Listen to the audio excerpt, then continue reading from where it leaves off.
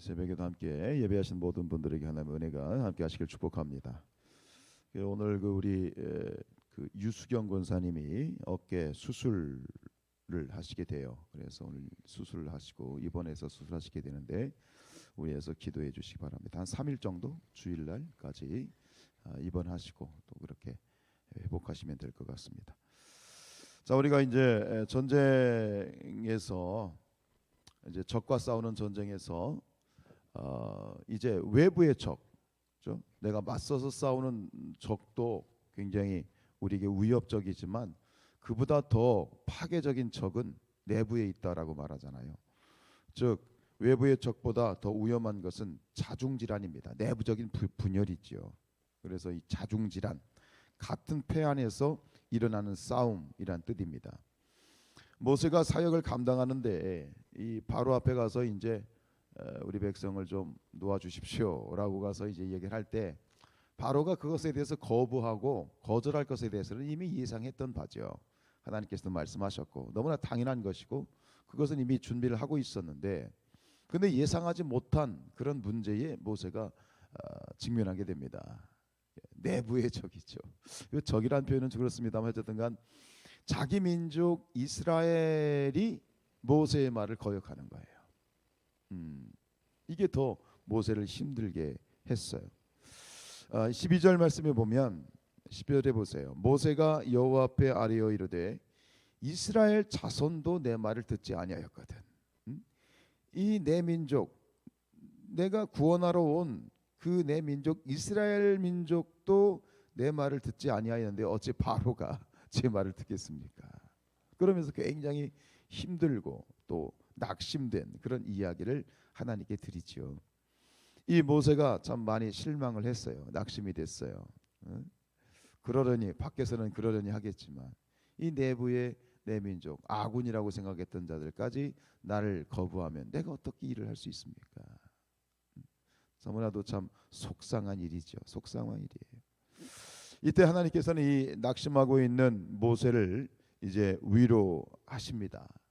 그리고 그에게 이 모세를 다시 북돋우기 위해서 재차 구원의 약속을 출애굽의 구원의 약속을 하시면서 그러면서 오늘 특이하게 하나님이 모세에게 힘을 주어 이렇게 불어주시기 위해서 하시는 그 부분이 있는데 이게 뭐냐면 당신의 이름을 소개를 하고 있어요.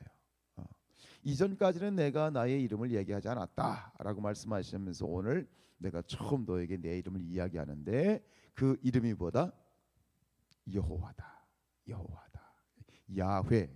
순복음 교회에서는 이거를 여호와라고 얘기하지 않고 굳이 야훼라고 얘기합니다. 어쨌든간 야훼든 여호와든 내 이름은 여호와다 이렇게 말씀을 하셔요. 결국은 무슨 얘기냐면 내 이름이 여호와인데 실망하지 마, 낙심하지 마. 내가 내 이름을 걸고 너에게 약속하잖아. 라고 이렇게 말씀하시는 거예요. 내 이름을 걸고.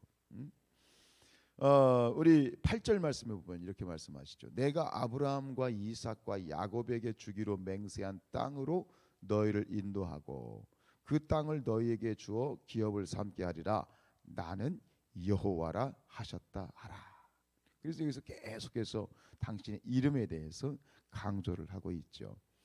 우리가 성경에서 하나님의 이름, 우리가 믿는 하나님, 이 하나님의 이름을 여러 가지로 소개를 해요. 그래서 어떤 분은 이 하나님의 이름을 30가지가 있다 이렇게까지 분류를 하는데 그 중에 오늘 대표적인 그 이름 그리고 첫 번째 나오는 그 이름이 뭐냐?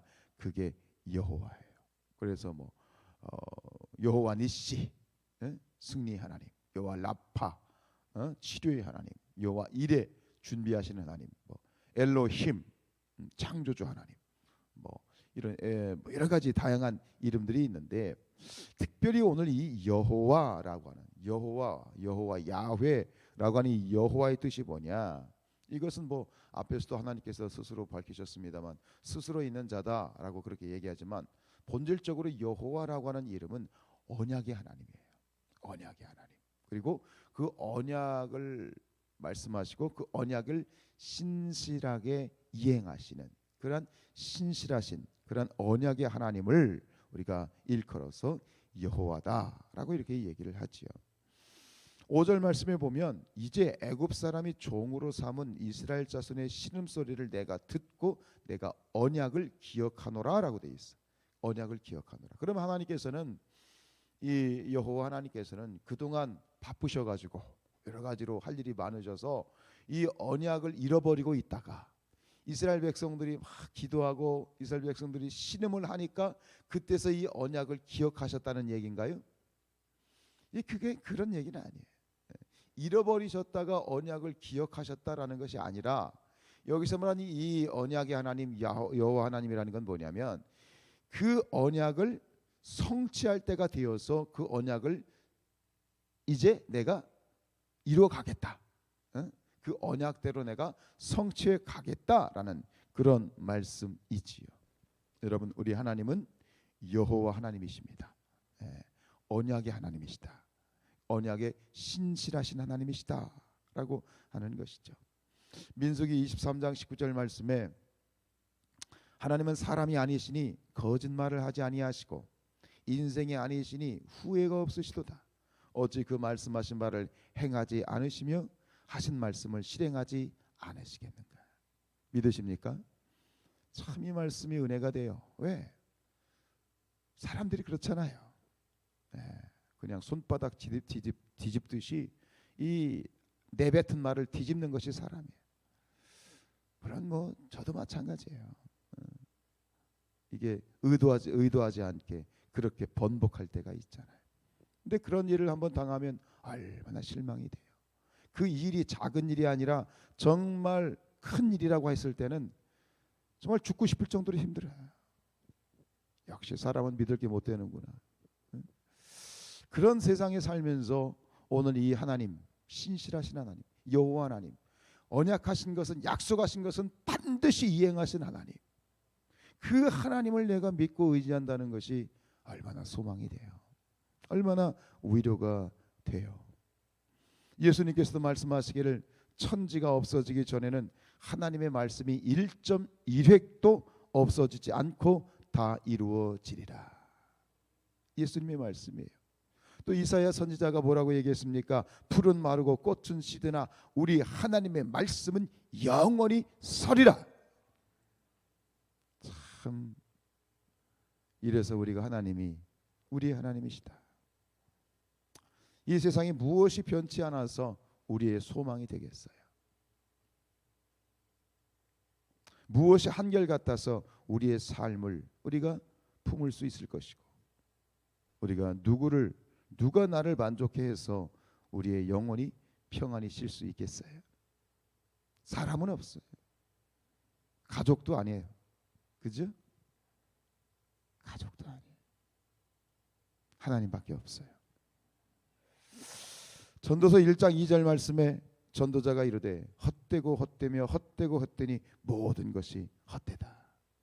그러면서 또 14절에 내가 해 아래에서 행하는 모든 일을 보았노라. 보라, 모두 다 헛되어 바람을 잡으려는 것이로다.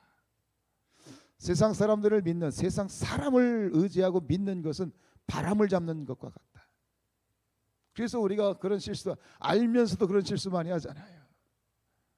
알면서 사람을 의지하고 한번 믿어보고 싶고, 근데 여지없이 실망을 해. 여지없이 배신을 당해.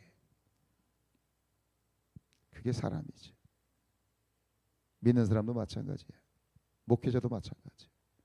그게 힘든 거예요. 여러분, 하나님을 바라보십시오. 하나님을 의지하십시오. 하나님밖에 없어요.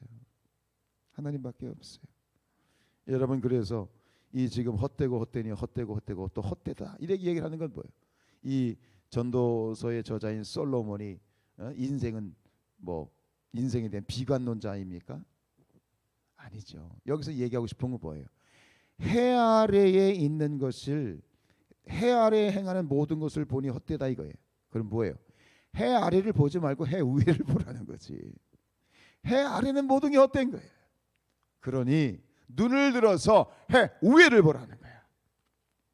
하나님을 보라는 것이지. 이 솔로몬이 하고 싶은 얘기가 이것이지요.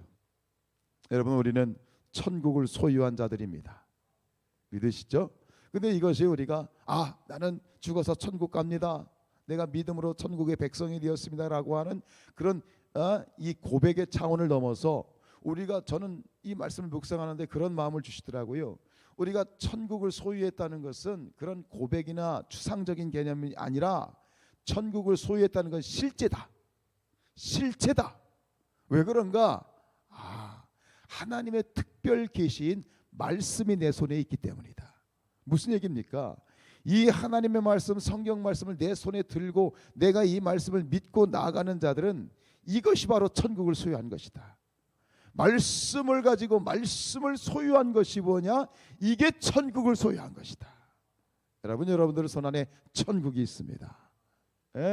그래서 이 말씀을 붙들면 붙들수록, 이 말씀을 읽고 묵상하고 연구하고 말씀을 암송하고 말씀을 붙들면 붙들수록 어떤 일이 벌어져요? 우리의 소망이 강해지고 우리의 믿음이 분명해지고 희미하게 보이던 이 믿음의 세계가 점점 안개가 걷히듯이 확실해져 가는 것이 뭐냐? 그게 말씀에 있다. 말씀이 천국입니다. 말씀을 가진 자가 천국을 소유하고 있는 것입니다. 이 성경 말씀 66권이 바로 하나님의 천국의 말씀이고 천국의 특별 계시다라고 하는 것이죠. 오늘 말씀을 보면 이스라엘 백성들이 모세에 대해서 모세가 전한 말씀을 이렇게 듣지 못하고 실망을 하고 또 모세에 대해서 거역을 하죠. 근데 9절에 보면 이렇게 돼 있어요. 모세가 이와 같이 이스라엘 자손에게 전하나 그들이 마음의 상함과 가혹한 노역으로 말미암아 모세의 말을 듣지 아니하였다 그랬어. 여러분, 이스라엘 백성들이 누구의 말을 안 들었다고요? 모세의 말이요? 아니죠. 모세의 말이 아니라 모세가 전한 하나님의 말씀이죠. 이들이 왜 흔들리고 있어요? 말씀을 붙들지 못했기 때문이에요. 말씀을 붙들지 못하니 그들이 흔들리는 거예요. 말씀을 붙드시기 바랍니다. 말씀을 붙드셔서 우리의 믿음이, 저와 여러분들의 믿음이 흔들리지 않게 만들어야 되겠습니다. 말씀 있는 것이죠. 골로새서 2장 7절 말씀, 그 안에 뿌리를 박으며 세움을 받아 교훈을 받은 대로 믿음에 굳게 서서 감사함을 넘치게 하라. 말씀을 붙들면 믿음이 굳세어지는 것이고 말씀을 붙들면 감사가 넘치는 것이다. 오늘도 그리고 우리 가는 모든 그런 걸음걸음마다 말씀으로 말미암아 우리의 믿음이 흔들리지 않고 늘 굳건하게 서서 승리하는 저와 여러분들 될 수 있기를 주님의 이름으로 축복합니다. 기도하겠습니다.